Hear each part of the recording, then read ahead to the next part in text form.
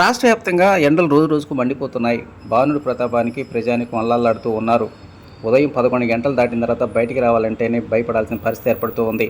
ఇక మంగళగిరి నగర ప్రాంతంలో ఏదైతే గౌతమ్ బుద్ధ రోడ్డు మీద కీలకమైనటువంటి అంటే వైద్యపరంగా అటు ఎయిమ్స్ హాస్పిటల్, ఎన్ఆర్ఐ హాస్పిటల్, అదేవిధంగా ఆటో నగర్లో ఉన్నటువంటి ప్రభుత్వ ఉద్యోగస్తులు, ఐటీ కంపెనీ ఉద్యోగస్తులు వీళ్ళందరికీ ఎవరైతే బస్సు కోసం వేచి చూసేటువంటి ప్రయాణికులకు అక్కడ సరైనటువంటి బస్సు షెల్టర్ లేకపోవడంతోనే ఎండాకాలంలో మాత్రం నిలవటానికి నీడ లేక అల్లాడిపోతూ ఉన్నారు. ఈ సమస్య ఈరోజు కాదు, ఎప్పటి నుంచో ఉంది.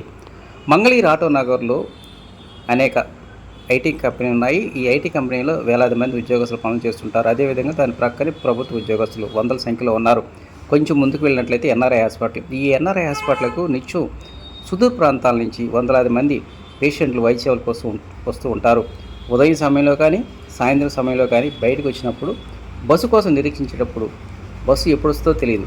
కనీసం ఎండకు ఎదురుగా నుంచున్నామంటే సరైనటువంటి షెల్టర్ లేకపోవడం నేపథ్యంలోనే అనేక ఇబ్బందులు ఎదుర్కోవాల్సి వస్తుంది. గతంలోనే మంగళగిరి, తాడేపల్లి మున్సిపల్ కార్పొరేషన్ అధికారులు వివిధ చోట్ల బస్సు షెల్టర్లు అంటే తాత్కాలిక బస్సు షెల్టర్లు ఏర్పాటు చేస్తామని హామీ ఇచ్చిన నేపథ్యంలోనే ఈ వేసవి కాలంలోనే సరే బస్సు షెల్టర్లు ఏర్పాటు చేయాలని ప్రయాణికులు కోరుతూ ఉన్నారు.